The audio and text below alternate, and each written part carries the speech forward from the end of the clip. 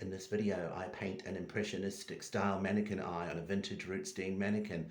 I talk about how to decide what's the best eye position for your mannequin and how that relates to its overall expression in the final result. And I help you understand the fundamentals that help you create an attractive mannequin eye.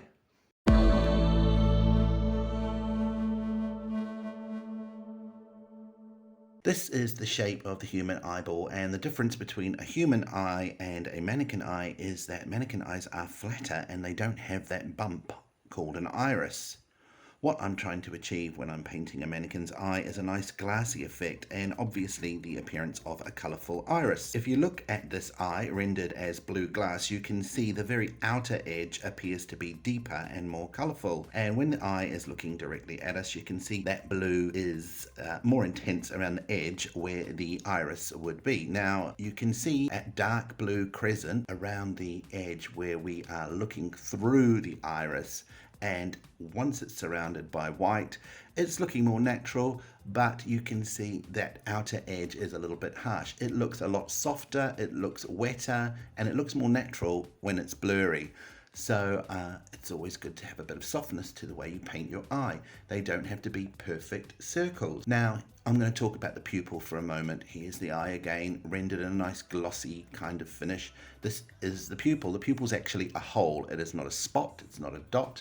And when the eye is looking to the side, you can see the shapes change. They become more oblong. This is looking good, but maybe a little flat. And we can add a contrasting color around the edge of the pupil. This makes the eye look more dynamic and it gives more intensity to the gaze. And we know how we love our gaze to be intense. Now, that white highlight is going to get covered with an eyelid eventually. The good news is we can paint a bright white highlight anywhere on the surface of the eye and it will look natural as long as it is in a corresponding point on the other eye. This simulates light bouncing off the surface of the eye, and that light could be coming from anywhere. So as long as that white spot is around the apex of the eye, it will look natural. Some mannequins can accommodate an eye that is gazing in any direction, and others, like this one, have a really obvious line of sight that needs to be observed. If you try and change it, she might just look crazy. Here I'm going to be painting this little girl's eyes, and to me it's pretty obvious she should be looking over her left shoulder. You can always look at the brochure, or you can check online to see how others have painted your mannequin before. But this is the process I go through before I commit 100% to where my mannequin is going to be staring. I set her up, I find her pose where I appreciate it the most, and then I decide whether or not I want her staring directly at me or perhaps glancing off in another direction that may give character to her pose. Then, using a Sharpie, I mark where her pupils will be painted, and this is only approximate. I can change that later on.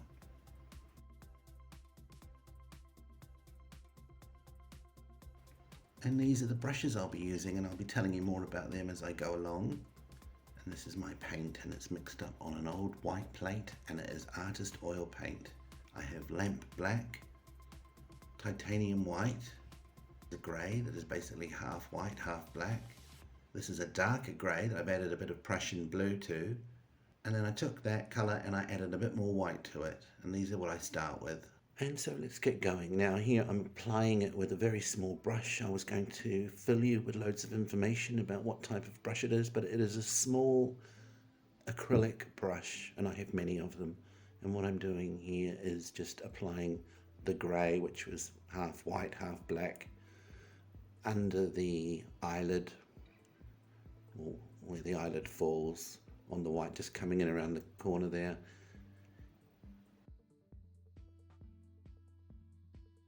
And now I've got some white on a similar sized brush, and I'm just going to fill in the two corners.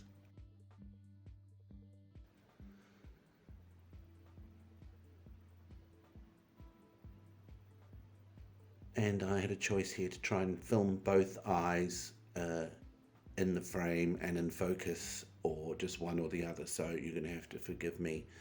I focus more on painting that left eye rather than the right eye.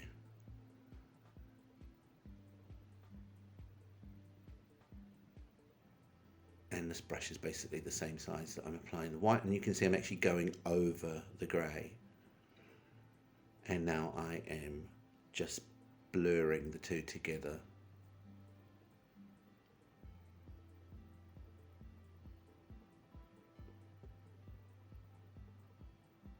And this obviously creates a shadow. That's the brush I'm using, and it's a little bit big. I wish it was a bit smaller, but that's all I could find, and it is a natural fiber soft brush. I think it's designed for watercolor. Could be wrong there, but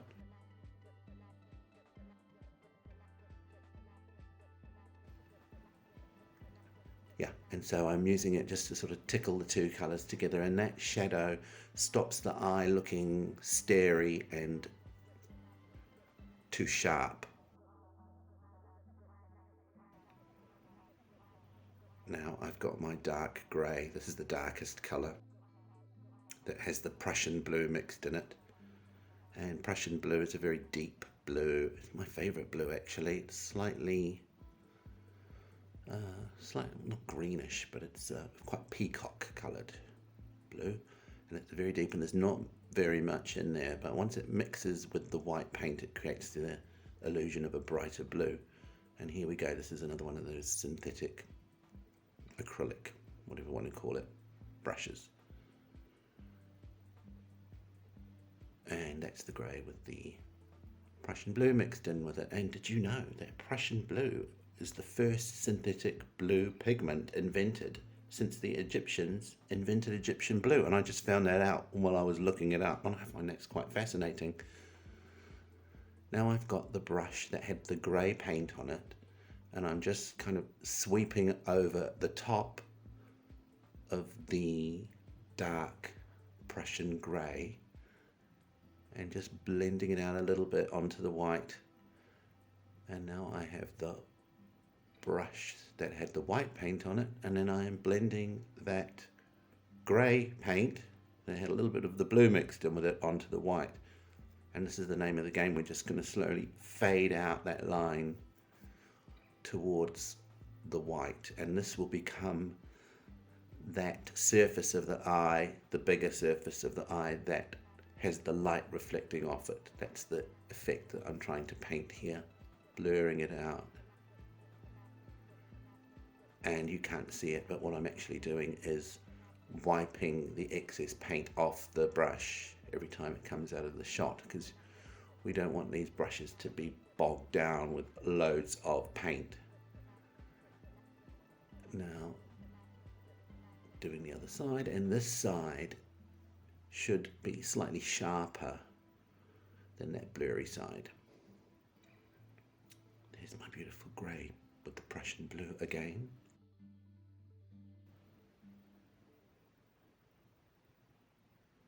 You can see that pupil. That pupil is kind of on the borderline of where the eyelid sits, and that is a nice position, I think, for a pupil.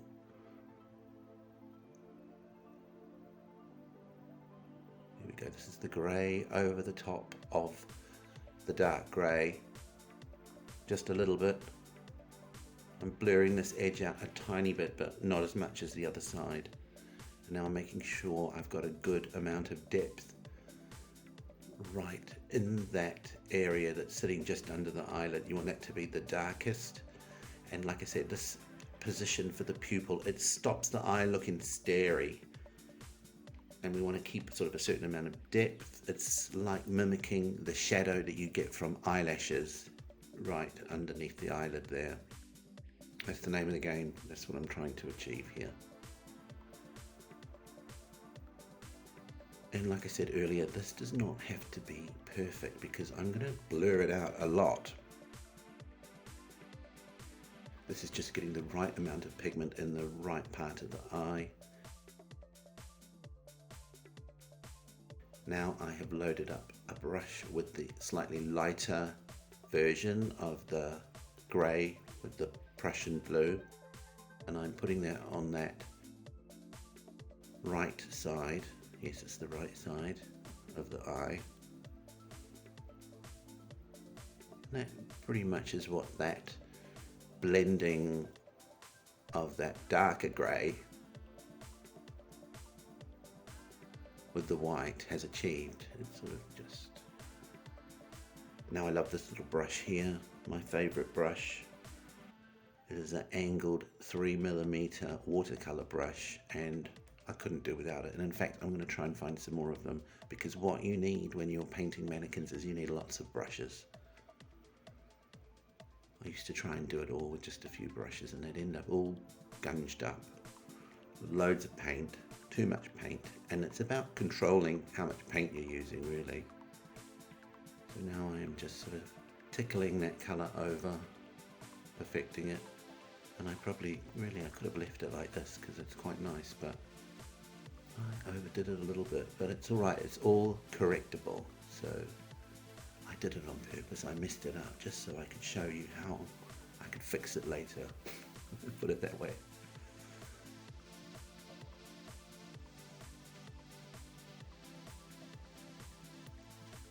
Right, now I'm blending some of that white back the other way onto the light grey with the Prussian blue mixed in with it. I'm going to get tired of saying that. And this is a lip liner, or actually no, it's an eyeshadow brush, a cheap synthetic brush from a like a $2 shop. And this is that blurry edge that I'm trying to recreate. And now my little tickler, I don't know what you would call this. It's a very soft brush, and the great thing about it is it just moves the paint minimally. And see, there's two of them there, different sizes. I wish they were just a little smaller, but it doesn't matter if you get the paint, well, a little bit of paint on her skin tone around the edge of the eye, because you can always wipe it off, and I do that later on with a cotton bud just to tidy it up, but all that gets painted over again in the next stage. And here we go. See, that mimics the way that eye looks quite nicely. Obviously it's got the blurry edge, that one doesn't, but you can see the darker crest on the left side of that eye there. Now this is the grey, and I actually have mixed in a very small amount of cobalt blue, which I haven't shown you, but that's what it looks like. It's a very vivid blue, and I just paint that on around the iris there. That could be done a little bit better, but it's very difficult painting this mannequin without blocking the camera line, so I'm kind of doing this without my ideal approach, put it that way, so forgive me, but it is all fixable. So now I've got that dark grey with the Prussian blue mixed in it, and see, I'm just refining the circular blend of that blue with the cobalt, that grey with the cobalt blue mixed in with it. And I've got a little bit on her lower eyelid there. You can see that on the right or your left looking at the screen, but we can get that off later on. I'm just ignoring it because in the past I have tried to get paint off when it's wet, and it's actually better to let it dry and then just scrape it off once it's dried a little bit. Now look what happens when you put the pupil on, the magic happens. And yeah, getting a nice circular pupil helps, but it doesn't have to be perfectly circular. Especially if she's looking over to the side, you can get away with a little bit of a slightly oblong pupil. And that is just pure lamp black. Now I've got white, put quite a lot on this brush, and just a little spot, and that is amazing, the difference that little white spot makes. It blows me away every time I do it. Ta-da! So, that's looking pretty good. Now I have this, it's a hog hair brush. I didn't know what they were, I just call it a wiry brush, and I've mixed up some pink, and I'm sorry that's a bit out of focus, but you can see what the pink's like. And that was the red next to it that I used, which is cadmium red, and it's just cadmium red with a little bit of, well, mixed with white and a little bit of flesh-toned pre-mixed paint. You want a kind of a marshmallowy kind of pink, slightly orangey, rather than too violety looking pink. And you put that just in the corners of her eye, and that hog hair brush just creates a sort of the impression that it's got some little fine veins in the corner of the eye. At this point, I would just like to stop and say thank you for any help you can give me in making my channel successful. I have all sorts of videos planned for the future, from painting eyebrows to designing different makeup looks from different eras, but I can only show you that if my channel is successful. So please like, comment and subscribe, and please bear with me while I get more videos ready to show you. Thank you. So here she is. She spent 2 nights up on the roof. I'm in the Mediterranean, so it's nice and hot. It was like 38 degrees, and that was her in the morning. Now I've mixed up some more paint here. I have matched her flesh tone. I have some white. I've taken that flesh tone and put a little bit in some white. That is the flesh tone with a little bit of red, and that is the kind of red, which is cadmium red. I'm just testing the flesh tone match on the top of her head there to make sure it does indeed match. And with that cheap little eyeshadow brush, I am just pushing a good amount of it in all around the eye there. Now that is why it didn't really matter if we got a little bit of blue or a little bit of white from the eye. That's the brush again around there, because I knew I was going to be doing this. Now look how blue her eyes look, and it's crazy to think it's actually mostly grey with a little bit of blue in it, but that's why I think when you're painting irises and eyes, it's good to err on the side of caution. Don't make them too bright, because depending on what the colour is around them, they will look brighter. And this little girl has a very terracotta-y, sun-tanned kind of look. And that lying next to the blue is probably making them look a little bit more intense. Now this is white. Well, the white with the flesh tone mixed in with it. And I'm just painting the inner corner of her eye, and around to the bottom there, and that kind of creates the look of that silvery light tissue that young people have in the corner of their eye. And it slowly becomes dark when you get old.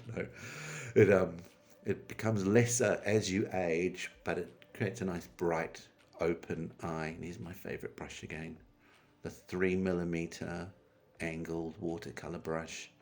I'm just sort of dragging that out onto the cheek. Well, not really onto the cheek, but approaching the cheek. And here's that eyeshadow brush again. I'm just making sure I get right into that crease. It looks pretty extreme right now. It's very, what's the word? It's very 80s-y looking. Frosty eyeshadow, blue eye. Now, this is the flesh tone match that has a little tiny speck of red added to it. And I'm just painting over where I messed it up the other day. See that little blue? I scraped it off with a toothpick after about a day of drying to get the most of it off. And now I knew I was going to be painting this kind of brickish tone over the top of it. And I want it to be slightly deeper in the corners of her eye, so it's meeting that pink. And this is actually going to be slightly asymmetrical, because her eyes are asymmetric. This eyelid kind of painting is going to be as well, so it's slightly longer on the side I'm painting right now. And I don't know if you've noticed, but I actually try and paint from the center of the line out in both ways, so they always blend out rather than just stopping suddenly. And I'm painting this waterline of the eye in multiple colors. Now this is the basically white with a tiny little bit of flesh tone, and I'm painting it just directly under the pupil. So that's what I was talking about, it being asymmetrical. It's a little bit further along on the other eye.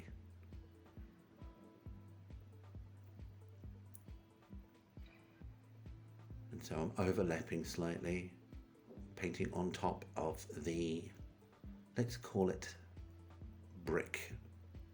It's not really brick, but let's just call it the brick colour, the pinky kind of dark pink colour.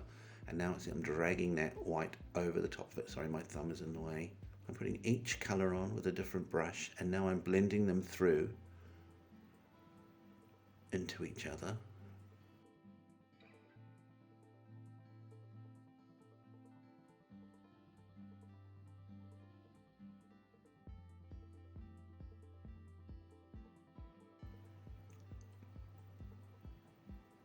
Nice sort of quick movements. And now I'm doing the other side.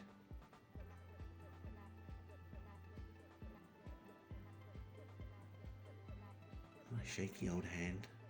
Now that's because I'm on the wrong side and I'm trying not to block the camera and all those sorts of things, so I'm not making excuses. I'm not quite as shaky as I look in this video.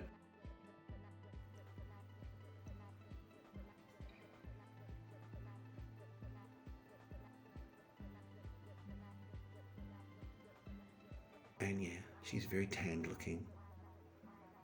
But by the time I get finished painting her, and I'm going to do that in a series, so I'll slowly build up a playlist of her face slowly coming together, you'll be amazed at how less tan she looks by the end of it. By the time I've painted her flesh tones, put her cheek colour in, painted some eyebrows, it will look quite different. And that's something that I've learned as I have painted more and more mannequins, that actually I think I prefer them to have a slightly deeper skin tone, and that's because it allows you to do more shading in the skin tone. And I'll be showing that to you at some point, I'm sure. But imagine it, if you had a really pale face, the only thing that you can do to create contrast is put dark colours on top of it. Now sometimes that can look a little bit patchy and dirty, a bit muddy, unless you're a brilliant painter and great technique. It's much easier to go for a slightly deeper skin tone and put light on top of it.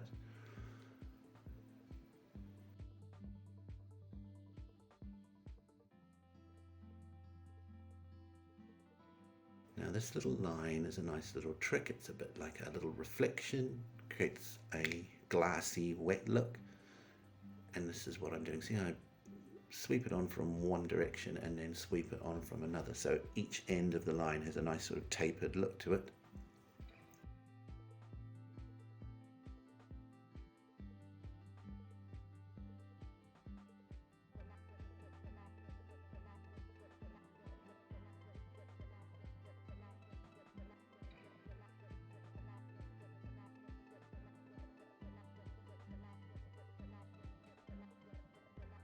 And now I am just filling in that top eyelid with that terracotta tinted flesh tone, and she will get false eyelashes eventually, and that will create a more definition around the eye. But I don't want to paint eyeliner as such because she's a child.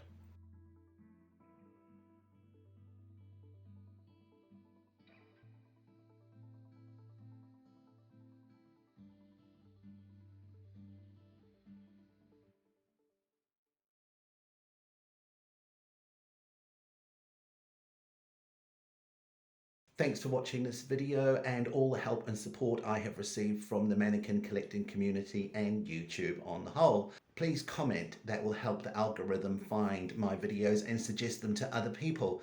And if you really enjoy watching these videos, stay tuned because I have another one coming up very soon for Halloween, and it is about removable makeup. I make peel off makeup that will help you transform your mannequin into something spooky for Halloween but not ruin its makeup permanently. So if you want to see that, please like, comment and subscribe. Thank you very much. And this is what she came out like, and make sure that you subscribe and you will be able to see how she develops along the way when I paint her skin tone and her eyebrows, which will probably happen soon. Thank you.